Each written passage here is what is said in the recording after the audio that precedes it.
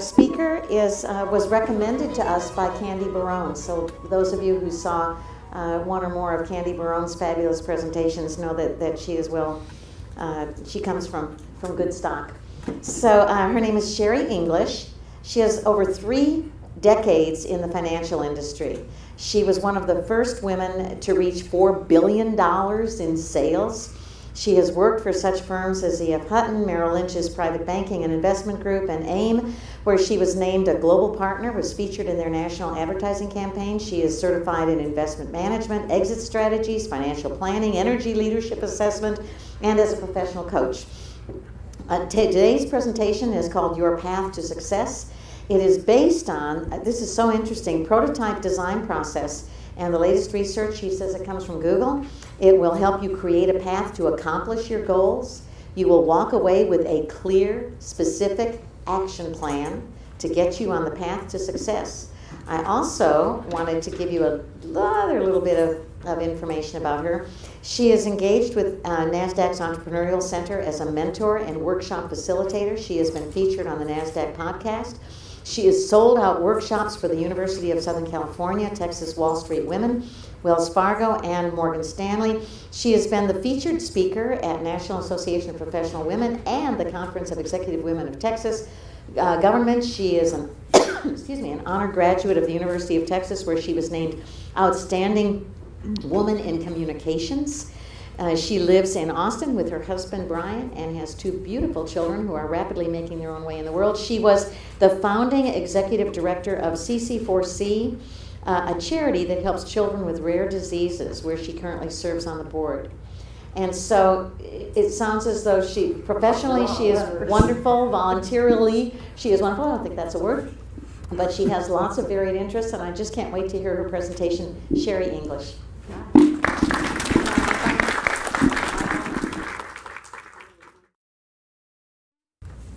So what we're doing today is a prototype process. Those of you who are in IT may be familiar with it. This is the way that a lot of problems in the world are being solved today. The thought process is to use crayons and duct tape and make your first try at something, your attempt. And then from there, get insights, get direction. Now this does 2 things. Prototype thinking does 2 things, this design thought process. Number 1, it accesses your inner second grader. All right. So what is it that, like that creative source, right? Because when you're being creative is when you really solve the challenges. Usually, if you dot every I and cross every T, it's a lot harder to think creatively if you're, on a spreadsheet. This is using, like I said, crayons and duct tape to come up with ideas and access thought patterns maybe that you haven't had before. So that's one. And then the second thing is to go out and present the concept to someone who's part of your target audience. And if it looks like a second grader did it, what they find is you get a lot more honest feedback. If you come in with this polished thing, right, they go like, oh, well, yeah, looks good. If you come in and it's like, yeah, my second grader did it, then they go like, you might tweak it here, you might tweak it there. So you get a lot more honest feedback. So what we're going to do today is we are going to create a pathway for you. We're going to access the creative side of your brain to recognize more contacts maybe than you thought you had before. And we're also going to create a pathway that helps you figure out what are your milestones and how are you going to get there. So that's what we're going to do today. And I'm going to start out with a story. How many of y'all are familiar with the MS-150? A couple of you? Okay, good. Good. So when I turned 40, I decided to do the MS-150. And I know it's hard to believe since I'm only 29. But the MS-150 is a fundraiser. Yes? More, okay. The MS-150 is a fundraiser, and it raises money for multiple sclerosis. And it's a 150-mile bike ride. They happen all over the nation. There's 3 or 4 in the state of Texas. The one that I did is from Houston to Austin, and that actually makes it 180 miles, in case you're wondering. But so I decided to do this for my birthday. And here's the really cool thing is at the time I didn't even own a bike. So I'm going to do it. This is what I'm going to do. So I call my girlfriend Julie. Hey, Julie, you want to do the MS-150 with me? She says, sure, bring. And so we make a plan. We're gonna wake up early every morning. We're gonna either hit the spin class or we're gonna do the stationary bike. And every other weekend, we're gonna go on these long distance bike rides with this club that does this thing, right? So we got the plan, and I know me. And here's the deal: I will scroll out of stuff. Like, I know me. I will do that. I will. So I thought, you know what? I'm doing this, and I'm gonna make it so important that there's no way like that I would crawl across that finish line rather than not do it. And so what I did was I had 1,500 clients, customers in the Houston area, and I sent an email out to 1,500 people, and I said, donate. I'm doing the MS-150, donate for me. Because I knew that I would never be able to face my clients again if I scrolled out of it, right? Everywhere I went for the next 4 months, everybody was asking about the MS-150. Everybody was asking about, their donation and the thank you notes and all of this stuff, right? And so here's some really good things that came out of this process for me. Number one is when you're riding a bike that much, you can eat anything you want. And I like that very much. And then the second thing that came out of this is I raised a lot of money for MS, right? So that was really good. But here's the thing that's most important for the purposes of today. I didn't do it because I'm self-disciplined. Matter of fact, I'm really not very self-disciplined. I am. Let's see if this goes forward to that. I'm kind of not self-disciplined at all, and guess what? Neither are most people. Studies show that professional athletes use self-discipline about 15% of the time. And, we mere mortals, maybe 5% of the time. So self-discipline doesn't work. What does work is using that 5% of the time that you actually do have self-discipline to set yourself up for success. So some of what you're hearing today is coming from the IT space and prototype design thinking. The rest is coming from a study that Brandon Burchard just released, actually September 17th. So this is brand new information. It was a 3-year study of high performance.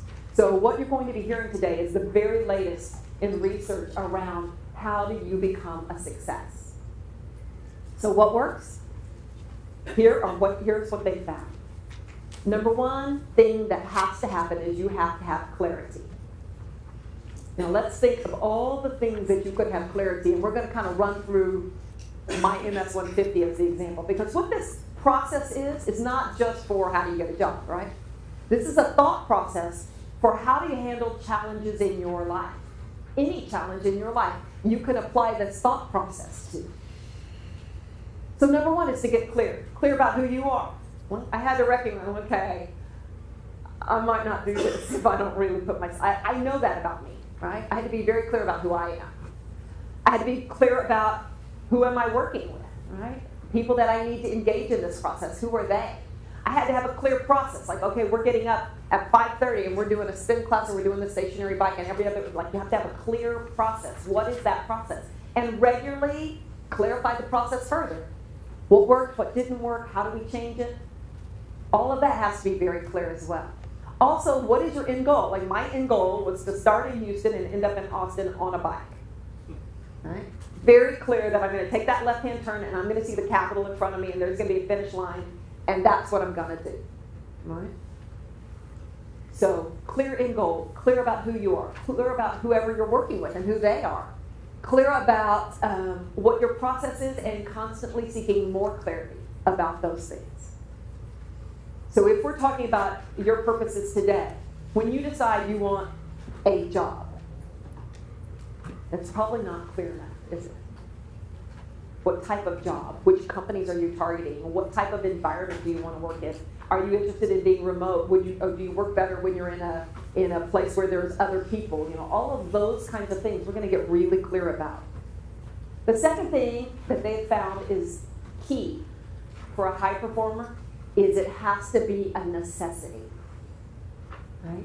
You have to self-identify so closely with what your goal is that to not do it is inconceivable, right? That failure is not an option. So for example, in my MS-150 thing, right? Like I know me and I don't have some giant self-identity around being a bike rider. But I do have a giant self-identity around showing up and doing what I said I was going to do for my clients. Like for me, not to do that would to not be true to who I am. I'm going to show up. I'm going to do what I told my clients I'm going to do. So I trapped myself into it, and I made it a necessity. So when you're looking at your goals and the things that have to happen for your goals, how can you tie who you are as a person and your identity of who you believe yourself to be to the achievement of that end goal? That's very, very important. The next thing on what works is bold action. Right? People who succeed at their goals do not timidly sit in the corner, waiting for someone else to do the thing. Right? Honest to God, when I hit the send button on 1,500 emails, I was shaking. You know, I'm going to commit to this, and everybody that I talk to every day is going to know. That was a bold action for me. Think about what bold action, what statement are you willing to stand up for and stand and say, this is it, this is who I am, this is what I'm doing, hold me accountable. How do you boldly take action on what your goal is? And then, the part that doesn't seem sexy, it's not woo-hoo-hoo, right? Is create routines and habits. Because you're not what you think you are what you do day in and day out. That is what really defines what happens in your life. It's what actions do you take day in and day out.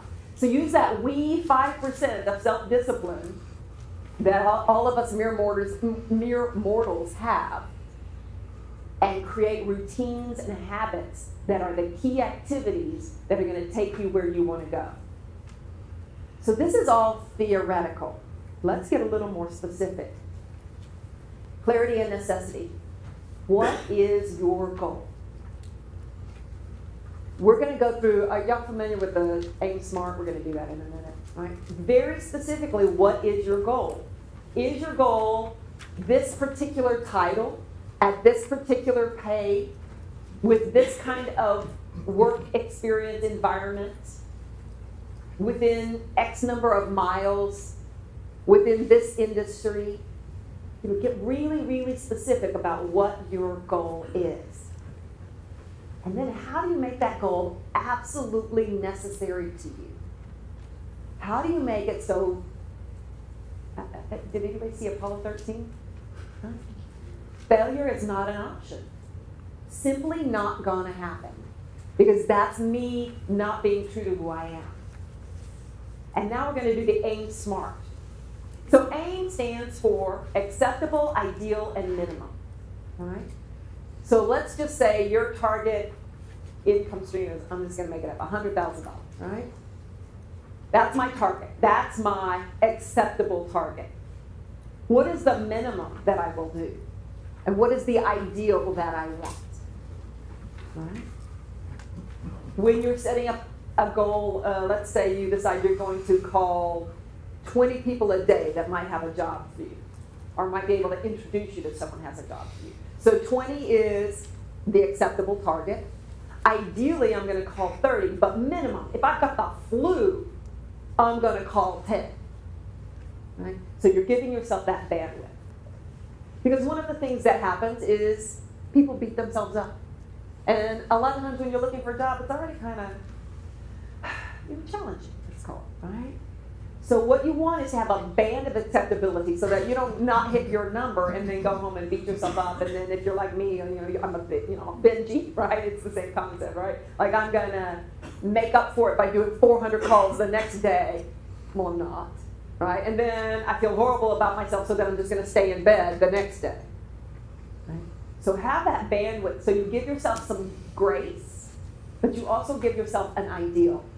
You know what is acceptable, you know what is the absolute minimum, and you know what is ideal. So that's the AIM part.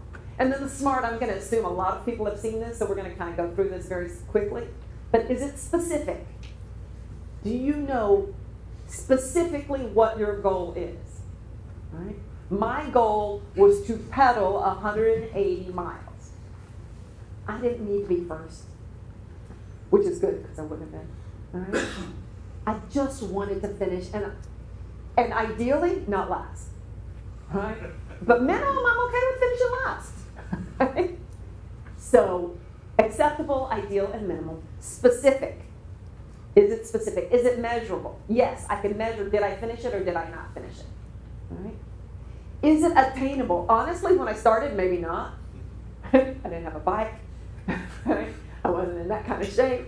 All right. So, but I could see, okay, I've got X amount of time. I've got a plan in place. So given what I've got, this is an attainable goal. Is it realistic? Yeah, other people have done it. Right? You got 13,000 people that they had to cap it. Because now only 13,000 people can do it. They got up to 15,000 people. They go, this is a little unwieldy. Right? So obviously it is realistic that it could happen and it is attainable. Is it time sensitive? Yes. April 21st is when I'm going to start writing. April 22nd is when I'm going to finish writing. Right? So it had time sensitivity. So is it specific? Is it measurable? Is it attainable? Is it realistic? And is it time sensitive? So when you're setting a goal, make sure you utilize those 5: specific, measurable, attainable, realistic, and time sensitive. Smart. And then who holds you accountable? I mean, I knew my girlfriend Julie, like I can count on her. Rock solid, we've been friends since college. Right? Having an accountability partner, writing down your goal, and having an accountability partner, those 2 things make you 60% more likely to hit your goal. Those 2 things. So when she was talking about the accountabilities, I think somebody up here had said something about an accountability group. Those 2 things will make you more successful 60% of the time. If you have your goal written down and you have an attainability partner, an accountability partner, you are more likely to hit your goal by 60%. So who holds you accountable? Of course, that wasn't enough for me. I needed 1,500 people holding me accountable. But do what works for you. Right? Now then, clarity and bold action. What specific steps need to occur? Like for me to do this, I had to wake up at 5 o'clock, basically 6 mornings a week, and either hit the spin class or hit my stationary bike. Right? Every other weekend, I was going to do a 3 to 5 mile ride. What specific steps need to occur for you to hit your goal? So for example, job hunting. Some of the specific steps is you're going to have to reach out to people who hire. Right? Specifically, what are the steps involved? Well, I'm going to need to call some people. I'm going to need to put a list together in order to do that, right? I need to have their contact information. I need a phone number. I need an email. I need a list of target customers. All of those are very specific steps that have to occur. Who do you need to engage? In a minute, we're going to do an exercise that will expand your thought process around who you know. But who do you need to engage? Do you need to engage recruiters? Do you need to engage hiring managers? Have you got someone that's inside a company that you're interested in that you can touch base with? All of these things are people who you might need to engage. One of the things you might need to engage is somebody who helps you maybe tighten up your resume or tighten up your interview skills. Or you had talked about not knowing exactly what to say when you were talking to someone at a job fair. Who do you need to engage that can help you with those obstacles? What new skills or information do you need? Maybe you need to brush up on some computer language that you didn't know before. Maybe you need to gain a new skill set around computers or sales or whatever the industry is that you're looking to break into. How could you do that? Well, one of the things is project managing, right? That was just brought up. How could you gain a new skill set? What resources will you need? You're going to need a resume. Odds are you need, some sort of electronic communication and emails today. What other resources would you need? A good interview suit? I don't know, right? But what are the resources you're going to need? And we're going to put this all together in a map in a minute. And when will you take the necessary steps, right? So for me, the first thing I had to do was buy a bike. And I needed to do it pretty quick because I needed to get on it, right? So what is the first step and when does it need to happen? So now we're going to start our bold action portion. We're going to map your community and then we're going to map your path to success. How many of y'all are familiar with mind maps? A couple? Okay, excellent. What we're doing is creating a mind map of communities and potential contacts for you. So everybody's got their crayon? And everybody's got a piece of paper? Because the blank piece of paper will do. And you draw your circle in the middle, and that is you. And then you draw more circles around it, or squares if you prefer, little hearts if you want to get that way, flowers, I don't know, cars, whatever you want. This is about engaging the creative side of your mind. Right?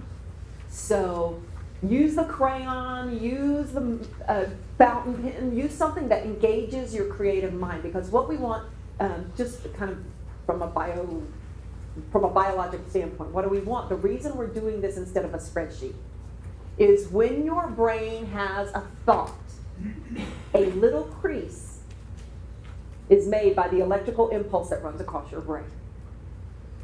And if your brain has had that thought 10 million times, that crease is very, very deep. And it's hard to create a fork in the road in that crease because it's such a deep path.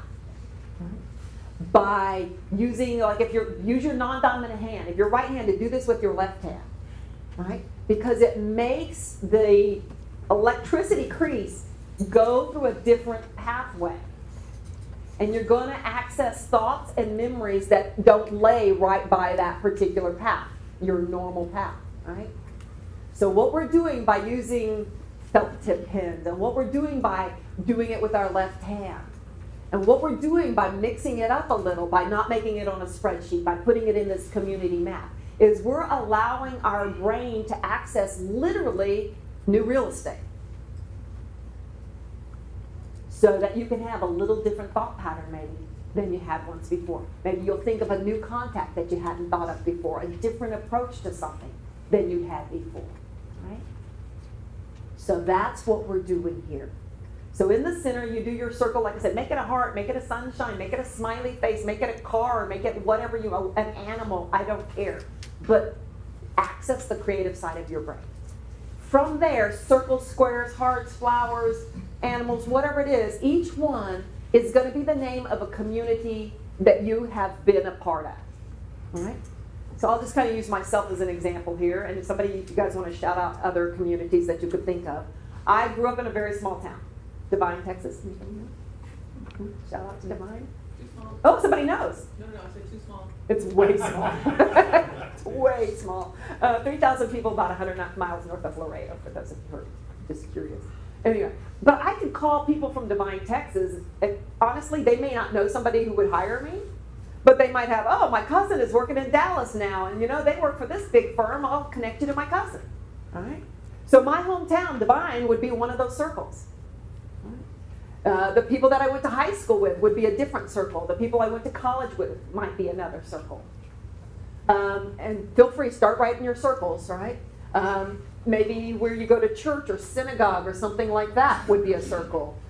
Maybe you have a hobby that has a circle with it. Maybe you do needlepoint, or maybe like me, you're part of a bike riding club. Maybe it's a yoga class. Maybe it's a photography thing. What other communities have you ever been engaged with that might be a community that is connected to you, right? So anybody got one where you go like, oh my God, there's a community I didn't think of? Neighbors. Neighbors, there you go. Yeah, neighbors is great, right? So I have the neighbors from when I first lived in Austin. I had the neighbors from when I lived in Houston. Oops, so then I moved neighborhoods in Houston, different set of neighbors. Then I moved back to Austin. I've been 12 years in Austin, and the neighborhoods turned over. So I have the old neighbors. I'm in the same house, but they're not, right? And I have the new neighbors. So maybe that's two different circles. Any other communities y'all can think of? Meetup groups, there you go. Meetup groups. What meetup groups could you be part of, or are you already part of? Professional organizations, exactly. So if you're a member of, I don't know, IT people in here quite a bit. What are some IT professional organizations? PMI. Yeah. Java users groups, ISSA. user group. ISSA, User Toastmasters? groups, Toastmasters. Yeah, Toastmasters, speaking groups. Chambers. Chambers of commerce, places that you've been regularly. What other communities are you part of? Yes? Communities in schools? Communities in schools. There you go. Alumni associations, things like that. Places you volunteer. There you go. Places you volunteer. Have you guys got a bunch of circles going? Okay, who has at least 3 circles? Everybody has at least 3 circles. Excellent. Yes, you do. Okay, who has 5 or more? Quite a few. Anybody have 10 or more? Not yet. Still working on it.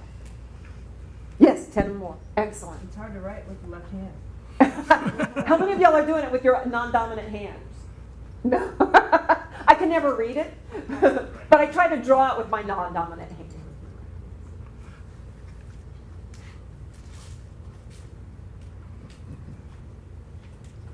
Okay, so for you, your daughter's a dog walker. I bet she has clients. There's a circle of communities that you might think about.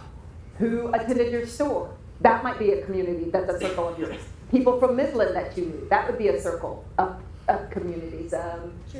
Church people might be a circle of communities.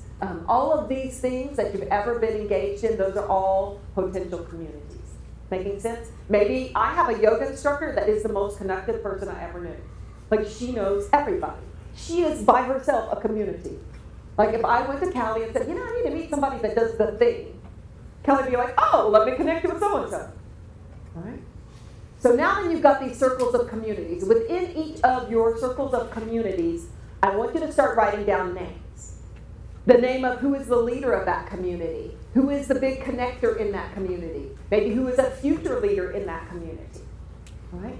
So you're going to wind up with 1 to 3, 4, 5 names inside each community. So if I was talking about my high school, there's a group within my high school that, like, they're connected to everybody.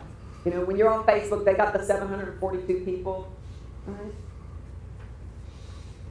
What is that name within the community that you just named for yourself? And yoga, I would just put Callie. Right? Like, she knows everybody.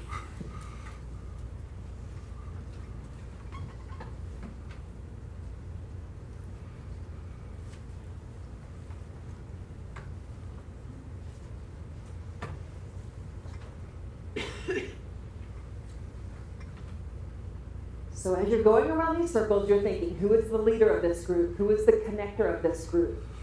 Who is the future leader of this group? I'll give y'all a little time to start working through some of those names. And it's okay if it's a Toastmaster, if you could just write, Tom, it's Tom the Toastmaster. I don't know his last name, but I see him, every Tuesday morning at the Toastmaster thing, right?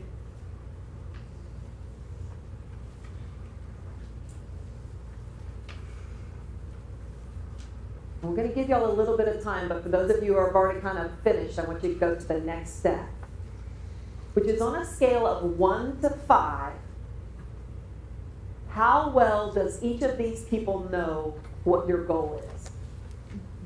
All right? So if my job, I want to find a job in IT with these 3 companies. All right? Well, my friends from high school may not even know I work in IT. All right?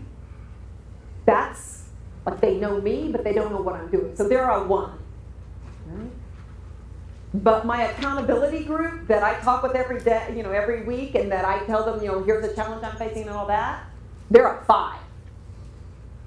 They know exactly what I want to find, what kind of job I want to find. They know exactly what my qualifications are. They know where I'm looking, what my specific, measurable, attainable, realistic, time-sensitive goal is. Right? So that would be a 5.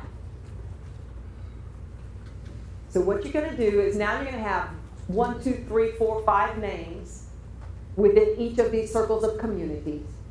And by each name, they're going to be ranked between a 0 and a 5 for how well they know what objective you're trying to accomplish is. Is this making sense to everybody? Any questions? Because it may be my Aunt Betty doesn't know anything about IT. But my Aunt Betty says, oh, well, my best friend's son is the head of Dell. Oh, yeah, I'd introduce you. Right? So part of what we're looking for here is not just who do you know, but who will they know.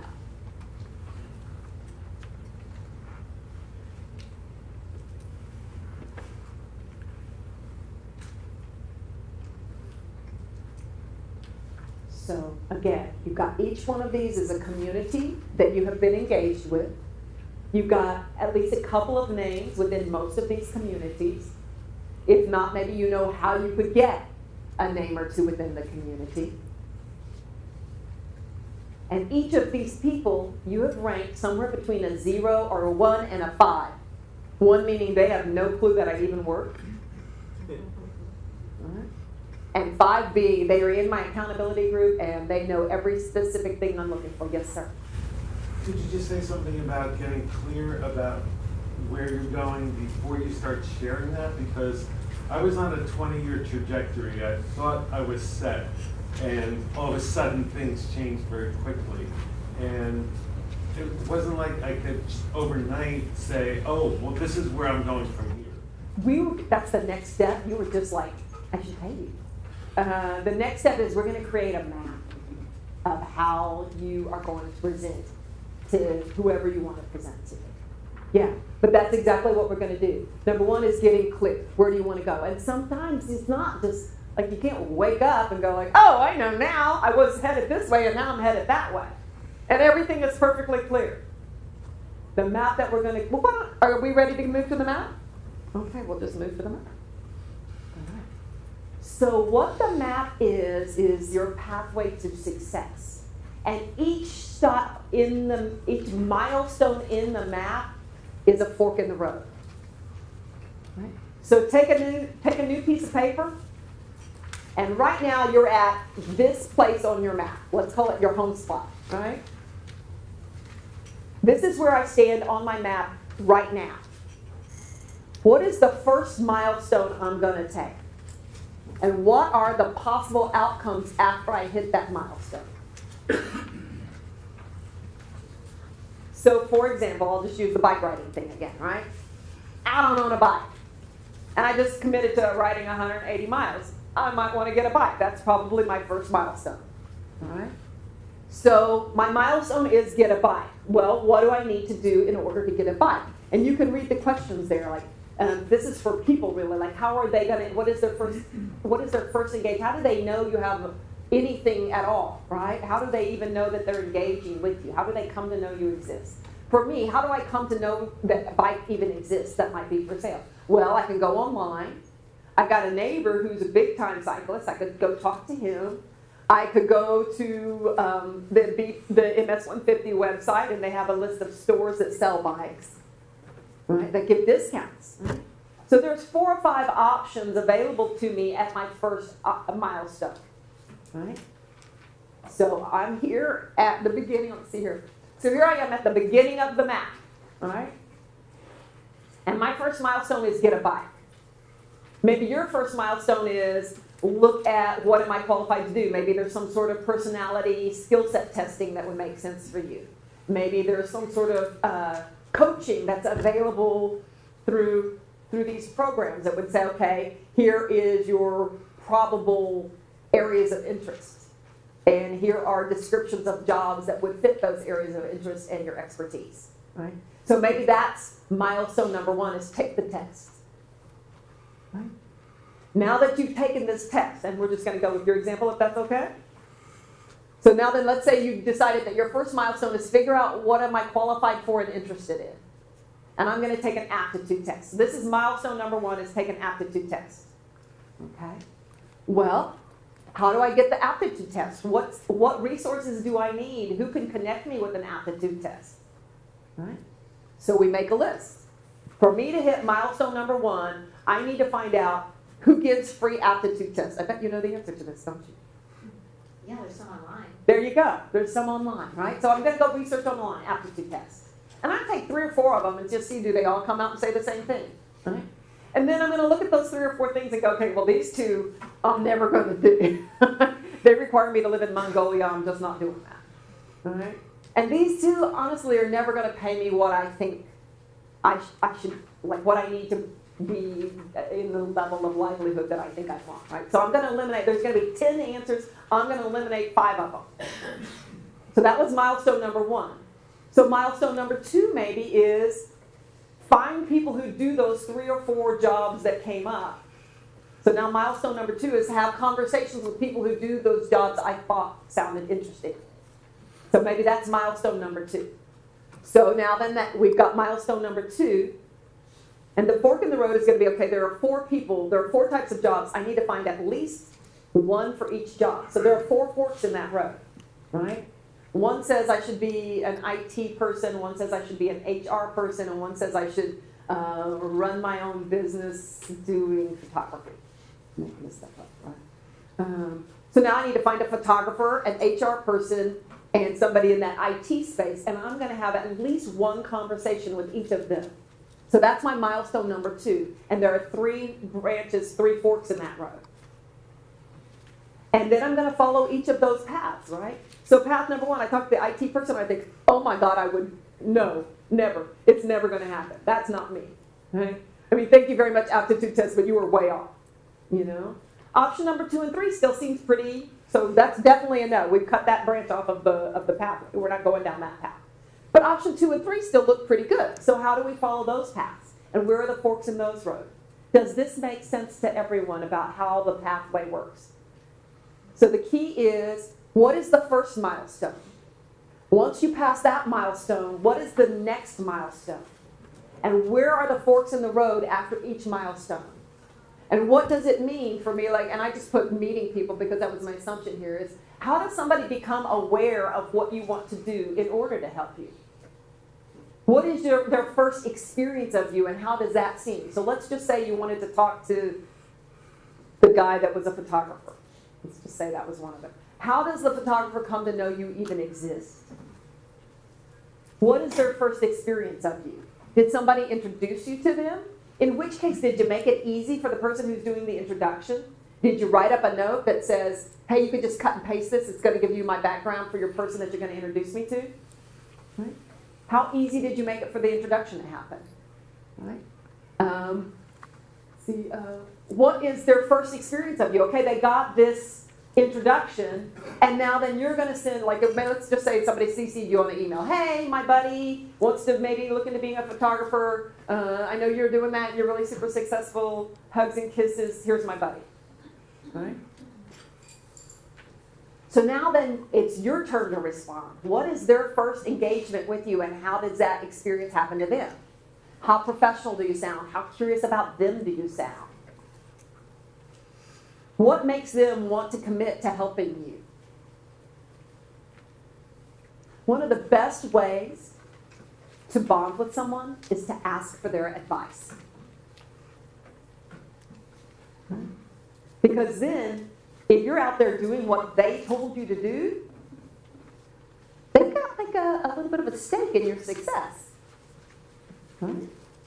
So asking for advice and then following up on that advice and letting them know, hey, I used your advice, it worked this way.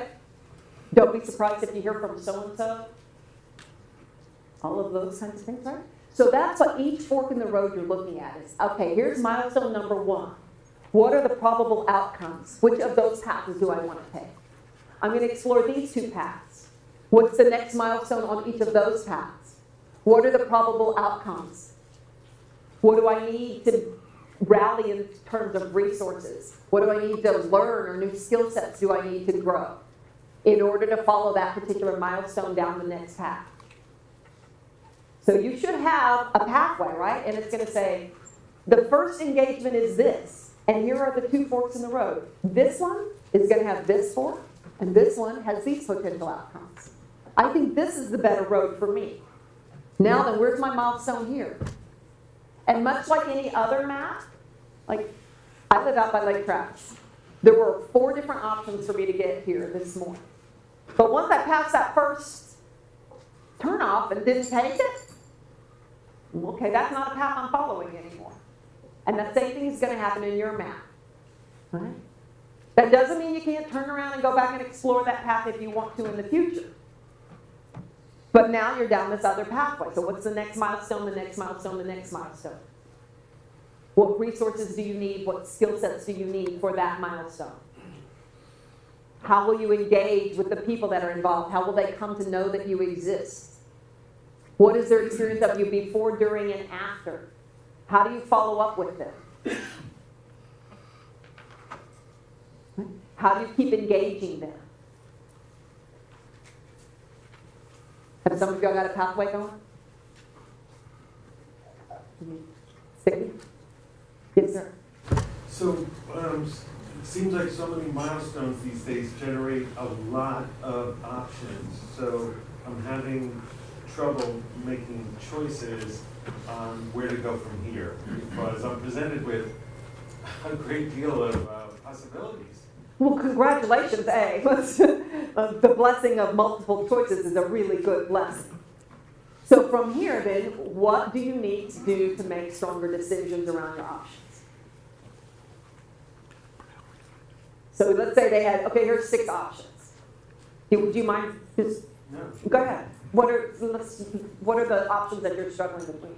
So I just completed a class that basically I did the interest inventories and the personality, and it presented me with a lot of different possible career directions.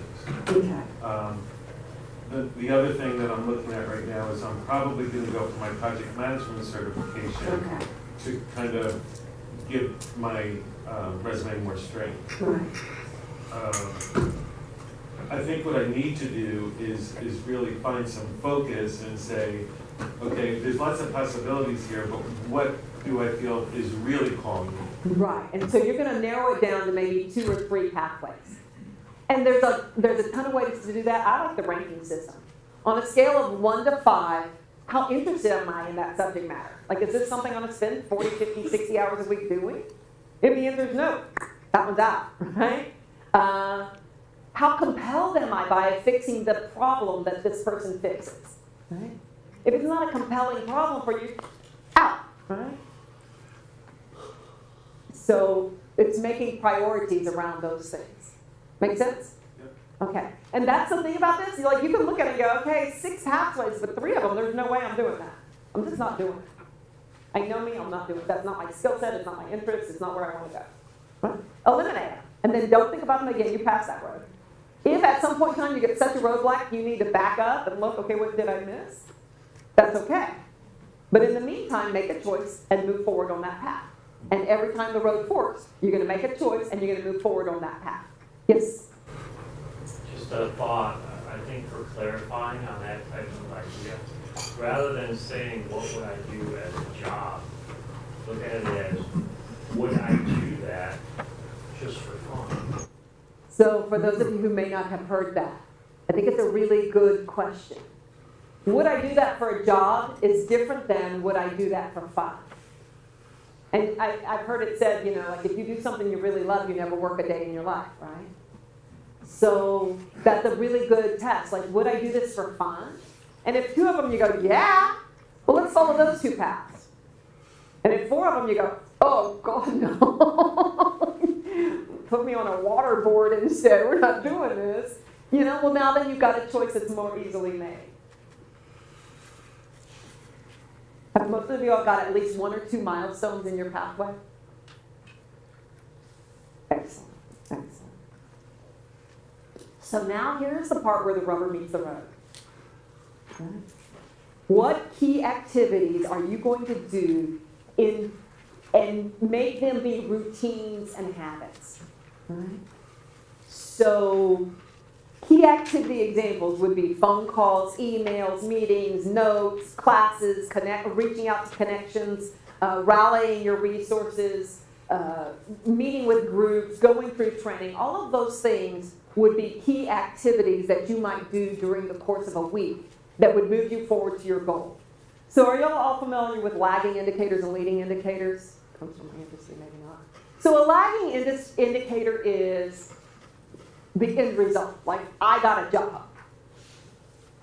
A leading indicator are the activities you do in order to make that end result happen. So meeting people who might hire you would be a key activity. What do you have to do in order to meet people who might hire you? Well, I'm going to reach out to my community map, and I'm going to let them know what I'm looking for.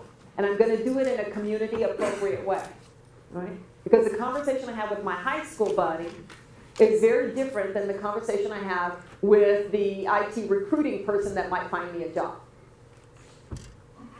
So reaching out in a community appropriate way.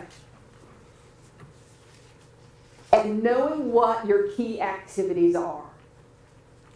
So in a job search, meeting people, letting them know what you do, letting them know what your end goals are, getting the word out there, having a bright, sparkly resume, knowing how to present yourself appropriately, maybe getting further training, taking aptitude tests, getting some sort of certification. All of these things might be key activities that are leading indicators of your future success.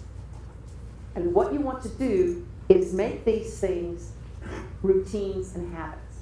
And the best way to make something a routine and habit is put it on your calendar. Set it up with reminders. Set it up with alarms. Have somebody who holds you accountable. How long will each key activity take? So, for example, if you have to get a new certification, that might be a 6-week process.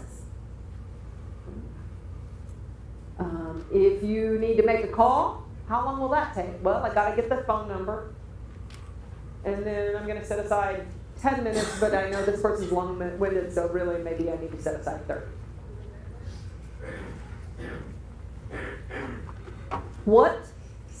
How will you schedule it into your calendar? What day of the week is it going to happen? And creating it as a routine. So every Tuesday and Thursday is my send out emails, resumes, and phone calls day. And in the morning I send out emails, and in the afternoon I make phone calls.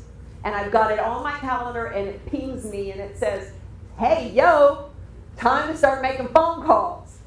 And here's the list. Right? So every Tuesday and Thursday, that's what I do. Every Monday, Wednesday, Friday, I go out to networking meetings. And here are the networking meetings, and this one happens every Wednesday at lunch, and this one happens every Friday afternoon, and this one happens on Monday morning. And you put it on your calendar. What are the key activities you have to do to get to your end goal, and you put them on the calendar? And how will you track and measure it? Who's going to hold you accountable? Is there somebody you can report to that said, I had 14 key activities that I had to do on my calendar, and it's Friday afternoon, and I did 12 of them? Because that having it in writing with the accountability partner is going to be key. All right?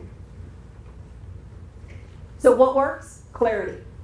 Being very, very certain of who you are, who you're dealing with, where you're headed, how do you get there? And revisiting that, re-clarifying on a regular basis. Second thing, make it a necessity. That it is so important to who you are that failure is inconceivable. Take bold action. Go out and announce, here's where I'm headed. Take bold action. Put it out there. It's hard to be that courageous sometimes. But that's what works. And then create routines and habits and put it on your calendar. Have somebody hold you accountable for those things. Right? And that's what works.